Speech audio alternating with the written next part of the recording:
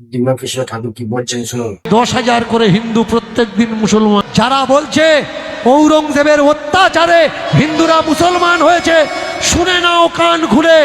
ঔরঙ্গজেব 50 বছর রাজত্ব করেছে। অনেকে বলে 10,000 করে হিন্দু প্রত্যেক দিন মুসলমান করেছে। বলুন তো, 50 বছর যে মানুষটা রাজত্ব করেছে, 10,000 করে হিন্দু যদি মুসলমান করত, এই ভারতবর্ষে আর হিন্দু বলে কেউ ফকিরও নামাজ পড়তে পারে। একজন মৌলভী, একজন মাওলানা, একজন হাফেজ, একজন আলেম, একজন এলফ, তারা যেখানে বসে খায়, একটা ফকিরও তার পাশে বসে খেতে পারে। কিন্তু আমার সমাজে ব্রাহ্মণ যে রাস্তা দিয়ে চলে, সেই রাস্তা দিয়ে নিজ জাতের মানুষ চলতে পারবে না। ব্রাহ্মণ যে পুকুরের জল খায়, নিজ জাতের মানুষ সে পুকুরের জল খেতে পারবে না।